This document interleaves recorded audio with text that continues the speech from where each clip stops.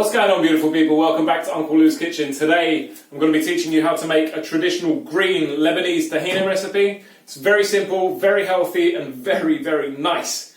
Let's go over the ingredients. So let's just start off with the tahina now. We're using a brand called Al Nakhil. It's a Lebanese brand and it is by far the best one. We use buckets of it and we've had so many different types from all around the Middle East.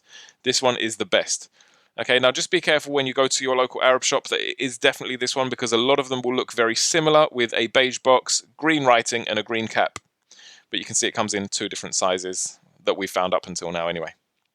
So let's start the process. We're going to use 2 cloves of garlic which have been mashed. You want a very large handful of flat leaf parsley. Don't use curly parsley, it's just not got any flavour. You want the juice of half a lemon. We want some salt to taste and some room temperature warm water. So we're going to start off now with about 4 or 5 large tablespoons of tahina, and we're going to just dump everything in there and start blending. Add a little bit of water. Now be careful with the water because a little goes a very long way and you can easily make this too thin. The consistency you're looking for is similar to tzatziki, but you'll notice from the very beginning, the moment you start stirring it, a reaction will occur and it will become very thick.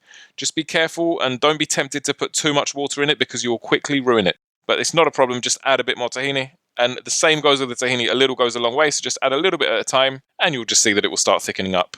I forgot to mention there's another type of tahini which is considered super healthy. It's wholemeal tahini. It looks brown in colour and it's a bit thicker. And that one, just make sure if you're buying that the country of origin is Ethiopia. From experience, that they make it the best.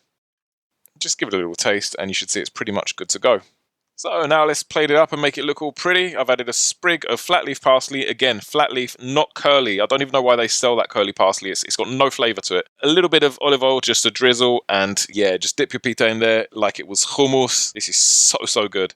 Very healthy dish overall. You can pour it on a finely chopped salad. You can pour it on roasted aubergines. I could eat this with everything.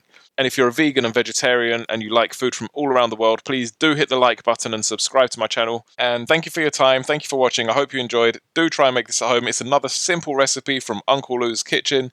Stay safe and take care. Thanks again.